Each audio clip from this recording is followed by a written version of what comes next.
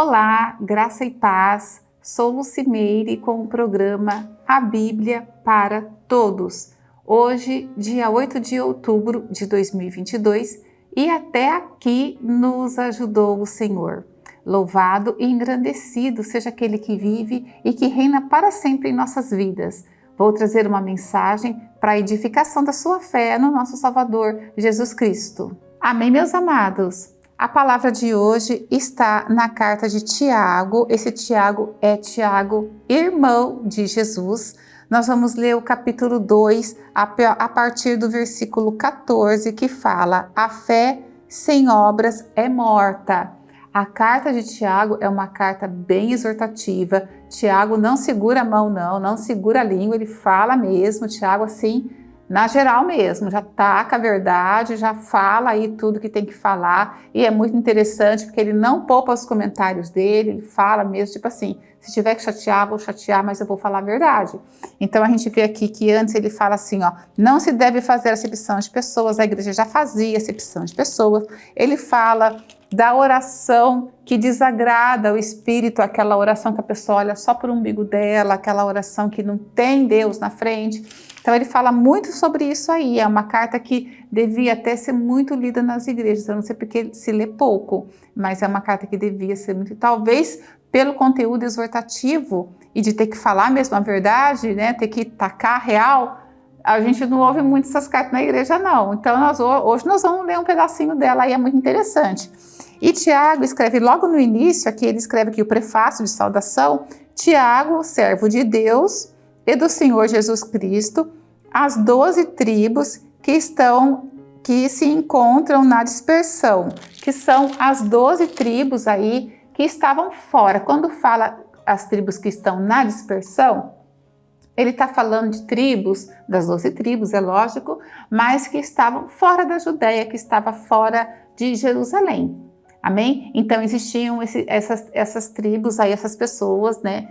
Novos cristãos convertidos, mas que estavam fora ali daquele campo missionário que era Judéia e Jerusalém, mas que professavam a fé em Cristo e que já estavam aí formando igreja, que estava passando por perseguição por os próprios patrícios, que eram os judaizantes. Então Tiago dá aquele conselho todo para a igreja. A gente tem que ver, aqui esse Tiago é irmão de Jesus, como eu te falei, e eu aqui até deixei uma parte separada aqui em Marcos, no Evangelho de Marcos, que ele fala no capítulo 6:3, ele fala assim, está falando de Jesus. Não é este o carpinteiro, filho de Maria, irmão de Tiago, José, Judas e Simão? Esse Judas aqui também foi Judas que escreveu a carta de Judas, tá? Foi ele que escreveu, um dos irmãos de Jesus. E não vivem aqui também entre suas irmãs? Então aí Jesus, né, tem as suas irmãzinhas também, né, que estavam junto com ele aí no ministério dele. E o Novo Testamento, a nível só de curiosidade, ele também tem as suas divisões, como o Antigo Testamento tem as suas divisões.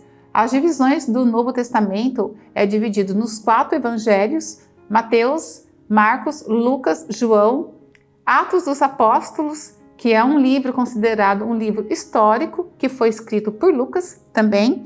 E aí tem a divisão, são as epístolas paulinas, que aí entra todas as cartas de Paulo. Então temos aí Romanos, 1ª e 2ª Coríntios, Gálatas, Filemão, 1ª e 2ª Tessalonicenses, Gálatas, como eu já falei, Tito, são essas cartas aí, são as epístolas de Paulo. Depois a gente entra com as epístolas universais ou gerais, que aí nós temos Hebreus, Tiago, 1ª, 2ª Pedro, 1ª, 2ª, 3ª João, o livro de Judas e um livro profético escatológico que é o Apocalipse, e encerra a Bíblia. Então é essa divisão do Novo Testamento, só para nível de curiosidade, tá bom? Essa divisão aí que a gente vai aprendendo aí.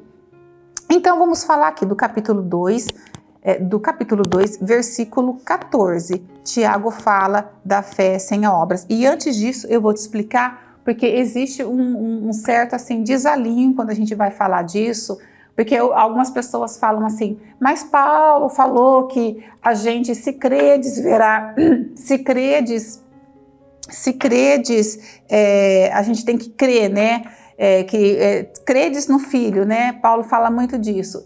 E Paulo também fala, eu até deixei anotado aqui, que Paulo fala, a mensagem de Paulo sempre foi: o homem é justificado pela fé sem as obras, né? Para que ninguém se glorifique. Porque se você pensa que você é salvo pelas obras, você pode se glorificar porque você conquistou a sua salvação.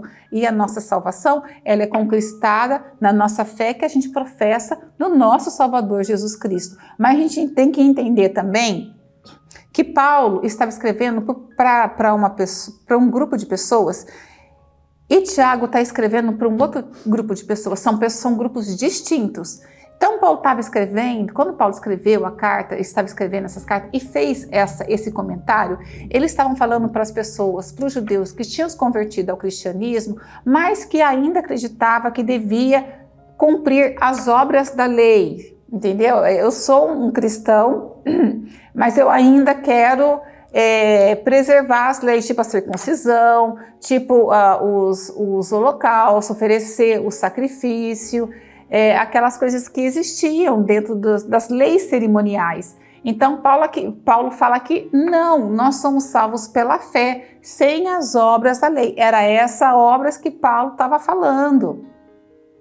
Quando a gente lê Tiago, ele está falando de outras obras. Ele está falando das obras práticas, como um cidadão deve ser, como um cristão deve ser. É diferente da de Paulo. Então a gente tem que fazer essa distinção para a gente não falar, irmã Lucimeire, mas Paulo fala, né, que o crente, né, que nós somos justificados pela fé, sem as obras, né, mas são as obras da lei, tá? As obras da lei, aquelas leis cerimoniais que existiam dentro do tabernáculo antigo depois do templo, aquelas obras para quem se tornou cristão, ela já não valia de nada, já não tinha mais interesse, agora era Cristo. Então, Paulo está falando para aquele povo, para aquele público, repetindo, são públicos distintos. Aqui, Tiago já está pregando, já está fazendo uma exortação, e ele está com a real mesmo, mas já é para um outro público. Amém? Vamos prestar atenção nisso aí para a gente não confundir essas questões aí. E vamos à palavra de hoje, tá? A fé sem obras é morta. Meus irmãos, qual é o proveito se alguém disser que tem fé, mas não tiver obras? É uma pergunta que Tiago faz. Pode, acaso, semelhante fé salvá-lo? É outra pergunta.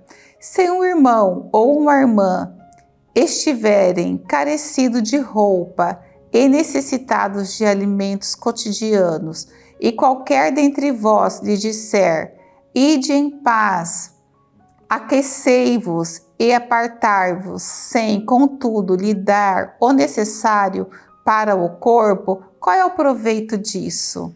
Assim também a fé, se não tiver obras, por isso só está morta. Eu vou repetir o final. Assim também a fé, se não tiver obras, por si só está morta. Eu vou parar por enquanto aqui. Por si só está morta. Então, Tiago, ele fala dessas obras aí, porque a gente tem que, nós somos cristãos, nós professamos Cristo, nós fizemos nosso discurso no batizado, quando a gente aceitou Cristo publicamente, a gente aceitou Cristo, ou aceita o Cristo como meu Salvador. Quando nós descemos as águas, nós professamos Cristo diante uma testemunha de pessoas que foram assistir o nosso batizado, diante o pastor, diante a igreja, e que a gente tem fé em Jesus Cristo. É lógico que a fé em Jesus Cristo é tudo, a gente é salvo pela fé, mas tem as obras, que a gente tem que seguir essas obras, porque essas obras que a gente segue, ela reflete o caráter de Cristo em nós. Porque aí dá muita margem, aquela coisa assim, eu creio em Jesus Cristo, eu sou salvo por Jesus Cristo, eu já professei a minha fé diante das pessoas, diante das testemunhas, eu creio em Jesus Cristo, tá bom. Aí a pessoa vira, faz o que quer da vida. Por quê? Eu creio em Jesus Cristo, acabou. O negócio não é crer em Jesus Cristo, eu confesso, é o meu Salvador. E a pessoa tem uma vida, às vezes, dissoluta, uma vida completamente errada fora da igreja, cheia de vícios, porque crê que O que basta é eu ter fé em Jesus e dar margem para a pessoa fazer o que quer da vida. Sai da igreja, ou às vezes até mesmo da igreja, pega lá dentro da igreja mesmo. Porque se agarra nisso, eu sou de Jesus, eu tenho fé, eu creio que Ele é o meu Salvador. E fora da igreja, ou até mesmo dentro da igreja, leva uma vida de qualquer jeito, não tá nem aí com nada. É aquela coisa que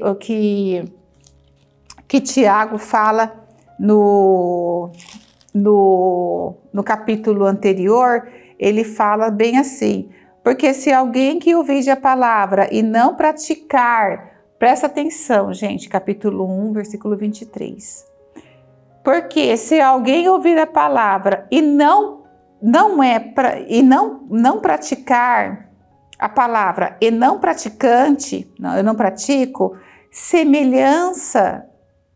assemelha-se ao homem que contempla no espelho o seu rosto natural. Eu olho no espelho, pois a si mesmo se contempla e se vira, eu viro as costas, e para logo se esquece de como era a sua aparência. É como se eu olho no espelho, eu contemplo o meu rosto no espelho, eu viro as costas e eu já esqueci completamente o reflexo que eu vi no meu espelho. É semelhante a isso.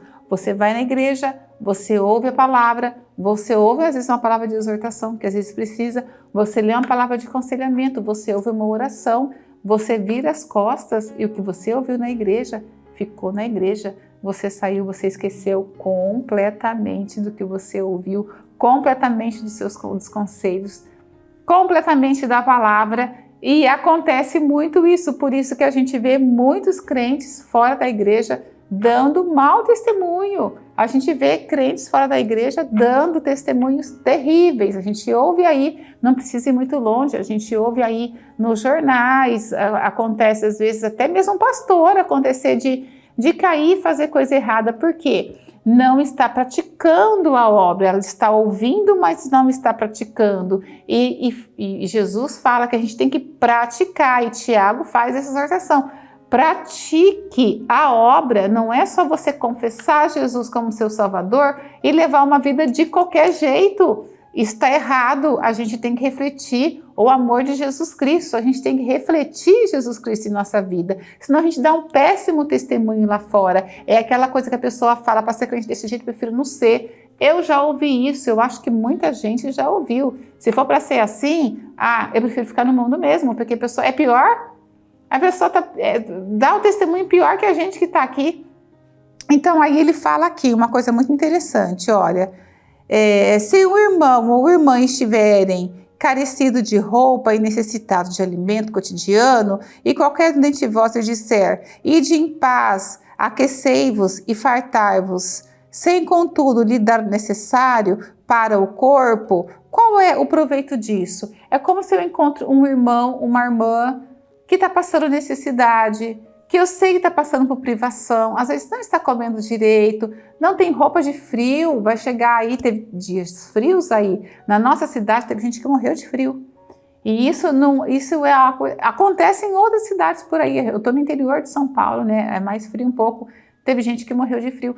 Então é aquela coisa assim, você conhece o irmão, e mesmo que você não conhecesse, mesmo se você tivesse ouvido falar: olha, eu conheço uma pessoa que está passando por necessidade, eu conheço uma pessoa que tem uma pessoa doente, não consegue trabalhar, precisa ficar cuidando, depende esses auxílios que às vezes vêm, às vezes não vêm, às vezes vêm pela metade, e está passando necessidade, e você chega lá, você ora pela pessoa e fala: eu estou orando por você, Jesus vai te esquentar, Jesus vai prover aí um prato de comida, vai prover uma cesta para você, porque eu estou orando para você. Você vira as costas e vai embora.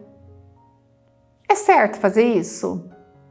Se você tem condição, por que você já não levou o cobertor, você já não levou o alimento, você já não levou uma cesta, você não levou às vezes um remédio que a pessoa está precisando? Às vezes a pessoa tem um filho que precisa de cuidados especiais, precisa de fralda geriátrica, precisa de remédios especializados para aquele tipo de problema que a pessoa tem. Você sabe disso, você vai lá, eu vou orar por você, Deus vai prover isso, vai aparecer aí a comida, tenho certeza que Deus... E você não faz nada, nada, você não se move, você não vai atrás de ajudar. Isso é muito complicado dentro do nosso meio, a gente vê muito isso, coisa que lá fora, eu vou te dar um exemplo.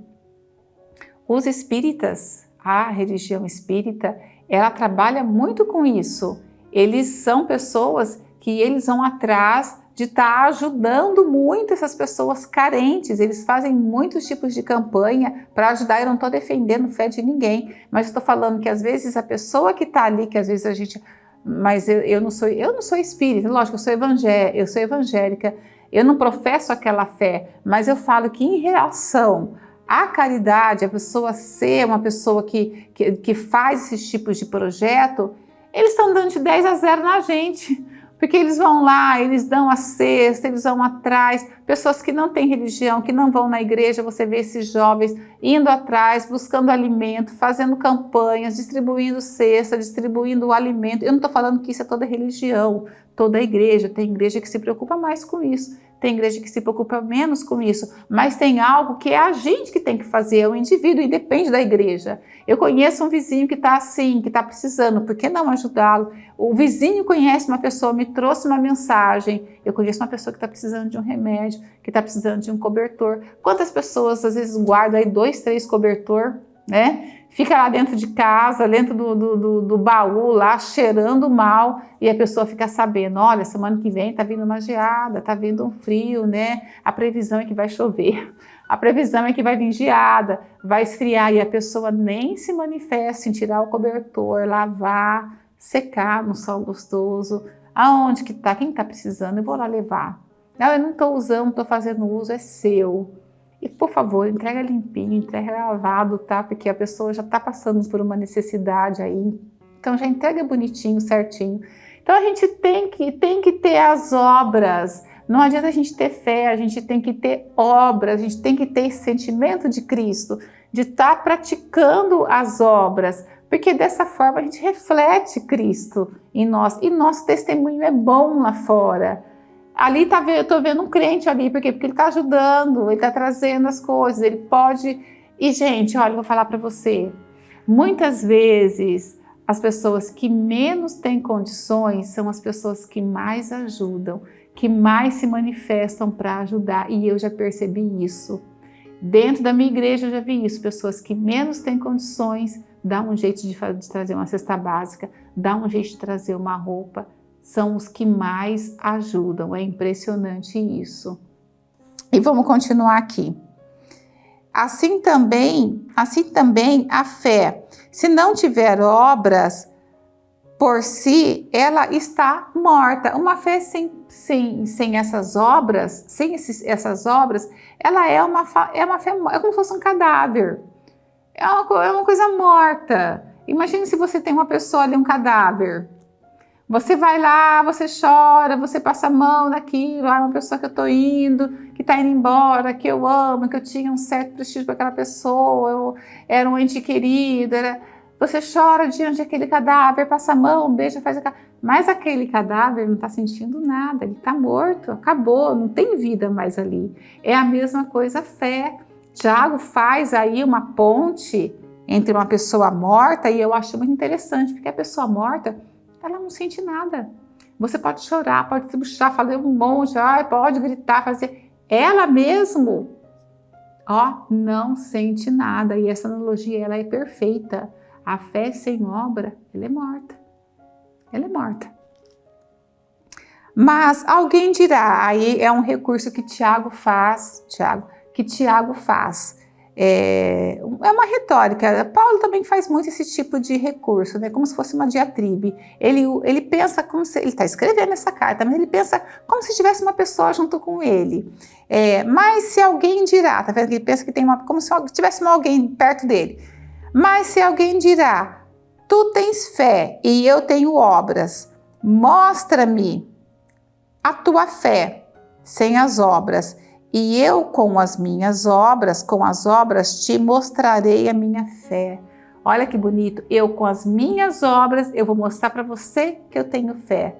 E você, com a sua fé, não vai conseguir mostrar, você não vai conseguir mostrar as suas obras. E olha só que interessante, eu com as minhas obras mostrarei, eu vou mostrar para você a minha fé. E aí ele continua, credes tu que Deus é um só? Ele faz uma pergunta, credes tu que Deus é um só?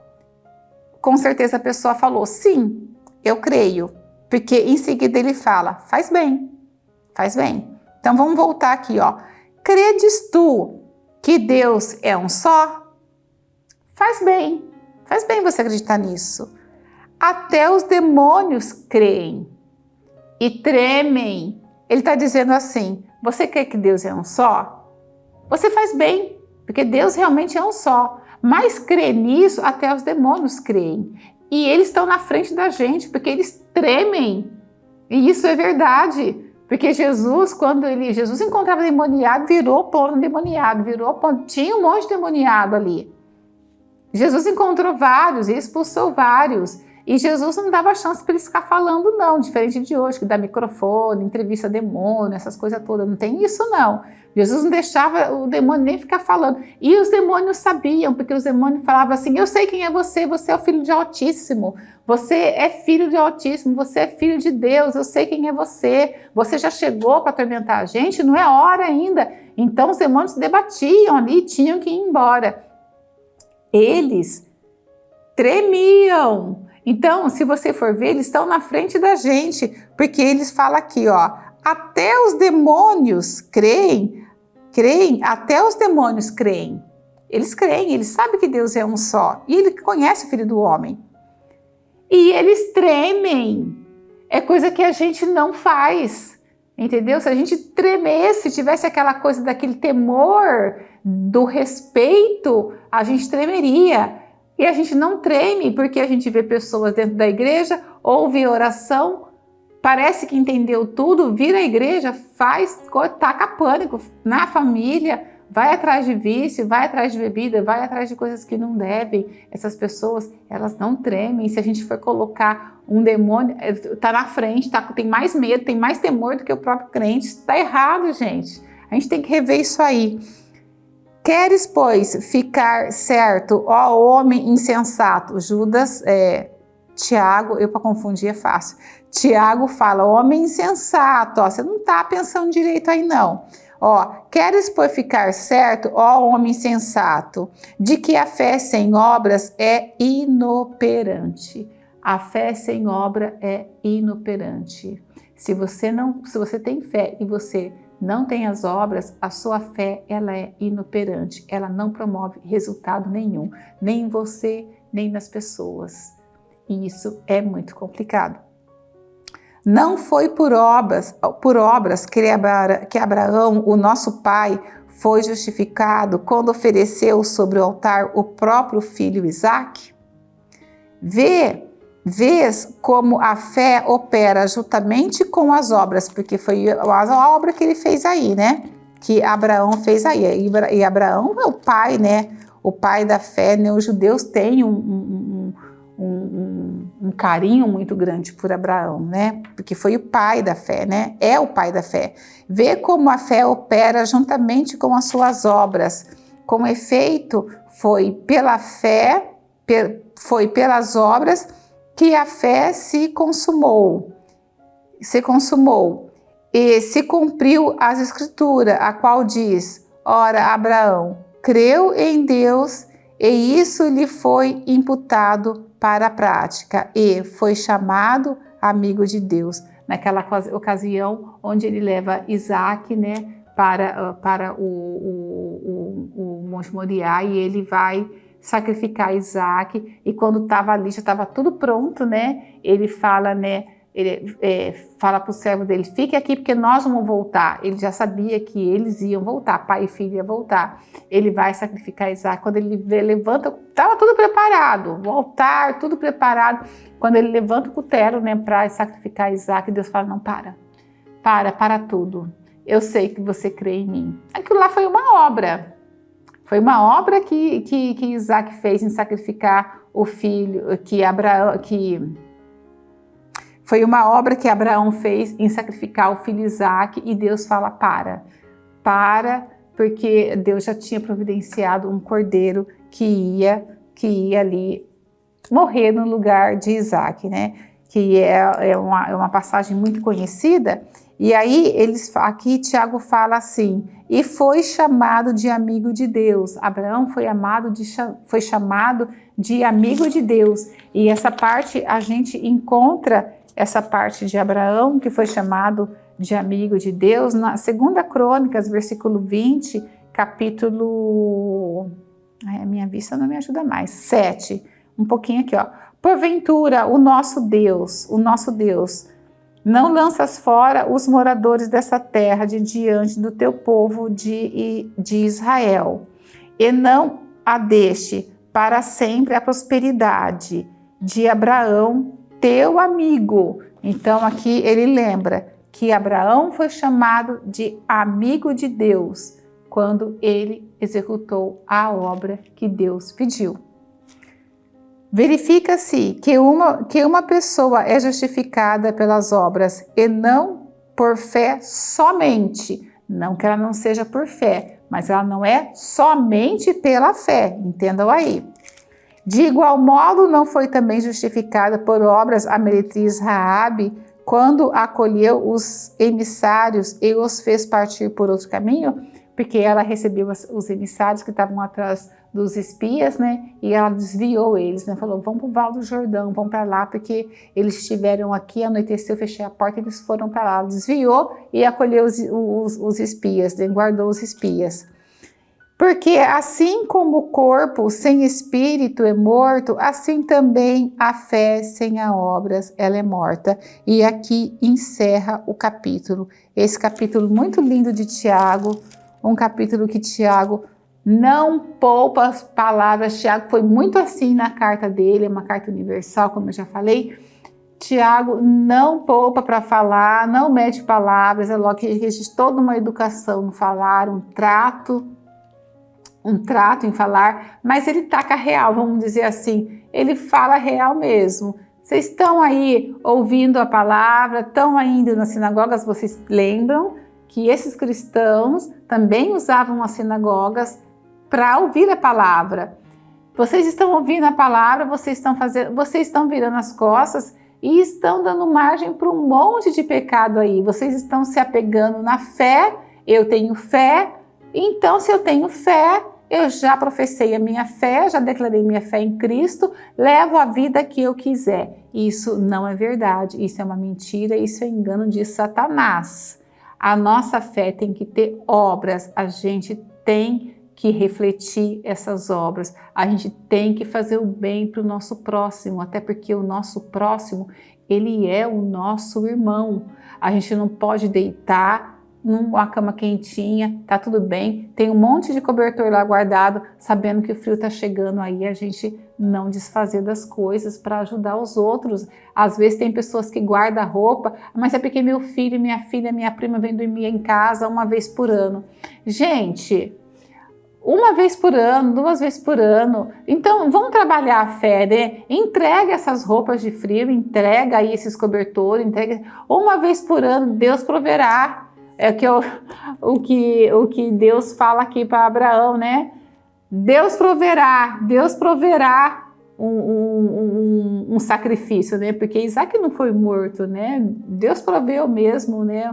Ali uma ovelha e morreu no lugar de Isaac. Ele estava testando ali se ele realmente tinha fé. E pelas obras, ele provou que ele tinha fé, igual Tiago fala aqui, eu pelas minhas obras, eu vou provar que eu tenho fé. E a gente tem que fazer isso. Pelas nossas obras, a gente tem que provar que a gente tem fé em Cristo Jesus. Não é entrar na igreja, assistir culto segunda, assiste todos os cultos, vai em todos os encontros, de oração, não sai da igreja, praticamente mora na igreja, sai da igreja, faz tudo que não deve fazer, porque acredita que, pronto, eu sou salvo, eu creio em Cristo, eu sou salvo. Isso é um engano de Satanás. Isso pode prejudicar a sua vida espiritual, pode prejudicar a sua vida dentro de casa, porque dentro de casa as pessoas estão vendo e estão vendo que você não está dando um bom testemunho. Irmãos, fique com essa palavra no coração de vocês, reflitam nela, alimente dessa palavra, porque essa palavra ela é muito séria. Ela é muito séria, as pessoas estão muito preocupadas em falar, eu professo Cristo. E outra coisa que eu vou chamar a atenção, as igrejas têm muita pressa em estar batizando, chega um membro novo, tem muita pressa, tem gente que já tem uma maturidade, já vem com uma maturidade, mas nem todos vêm assim. Elas vêm do mundo dali um mês e meio, tá fazendo o curso como se o curso fosse uma coisa mais importante e como se o curso fosse abranger tudo. E não abrange, a gente sabe disso.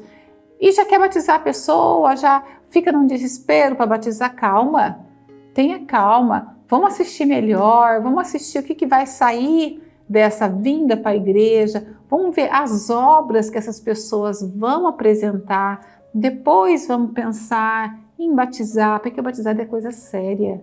Batizar é uma coisa muito séria. Vamos depois, vamos esperar, vamos assistir, ver o que vai acontecer, as obras, o acompanhar, o que vai trazer para a igreja, o que está acrescentando a palavra na vida da pessoa, como ela está refletindo lá fora. Vamos fazer um acompanhamento mais de perto antes de batizar. Amém? Porque o batizado é algo muito importante, é uma profissão de fé diante de toda a igreja, diante de todas as testemunhas. E às vezes a pessoa não está preparada. E isso aí acaba sendo um erro da igreja, porque a igreja se apressa demais nisso, como se isso fosse algo muito... E não é, não é. Tudo tem seu tempo, tudo tem seu tempo. Espera a pessoa apresentar algo que seja mesmo, olha, ela está pronta. A gente vê pela atitude dela, pelas obras dela, que ela é uma pessoa que está pronta. Isso independente da idade, porque tem gente que é muito novo, a gente já percebe que está pronto. Está pronto para fazer a obra. E tem pessoas que chegam depois, mas que ainda não está pronto. E a gente tem que respeitar esse tempo, porque a pessoa tem que ir aprendendo, tem que conhecer o Evangelho, tem que conhecer a Jesus. E às vezes a pessoa vai muito no calor da emoção, aquele calor da emoção, aquele momento todo, e atropela os passos e vai tudo na frente. E às vezes isso não dá certo. É muito fácil as pessoas ficarem pouco tempo e depois saírem da igreja e verem, não era isso que eu queria, não era isso que eu imaginava, não era isso que eu pensava. E às vezes atrapalha o ministério da pessoa. Lembre-se, a fé tem que ter obras. E as nossas obras que a gente faz, ela agrada o Espírito Santo. Ela agrada a gente.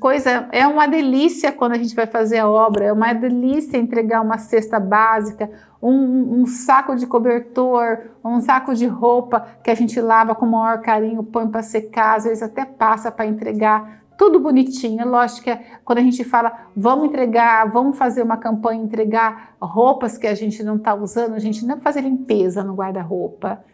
É para entregar uma roupa bonita, sem furo, certinha, se possível lava, passa, entrega tudo arrumadinho, tudo certinho, né? Tenha esse cuidado, porque isso é um cuidado com as coisas de Deus. Tenha esse cuidado. E é gostoso para a gente, edifica a nossa fé, a gente tem prazer nisso. A gente ouve muitas pessoas que trabalham com isso, com esses tipos de campanha, eles mesmos, a gente vê nos jornais, eles mesmos falam, parece que é um presente para mim, a alegria que eu sinto quando eu entrego uma cesta básica, quando eu entrego um cobertor, quando eu entrego um kit de higiene pessoal, que às vezes a pessoa esquece que existe esses kits de higiene pessoal, né? E coloca o básico. Eu entrego isso, a minha felicidade é tamanha. E eu tenho certeza que é mesmo, porque eu sinto essa felicidade quando eu entrego. Então, quando você vê uma pessoa que está passando por necessidade, eu vou orar por você, fica tranquilo, eu estou em oração, vai melhorar. Não é isso que tem que fazer. Você tem que orar, você tem que voltar e ir lá e entregar o que ela precisa. Ela precisa de alimento, entrega alimento. Ela precisa de comida, entrega comida. Ela precisa de roupa, vai atrás de roupa. Eu tenho certeza que se você não tem, você conhece alguém que tem. É um vizinho que tem, é outro vizinho que tem. É só você abrir a boca e falar, porque você está fazendo a obra de Cristo nessa terra. E eu tenho certeza que Cristo vai ficar muito satisfeito dessa atitude, porque é uma atitude nobre, engrandece você, você fica mais firme na fé e agradece, e Cristo se agradece disso, fica contente com você com isso. Amém, meus amados? Deus abençoe a vida de vocês em nome de Jesus. Até o próximo sábado, em nome de Jesus.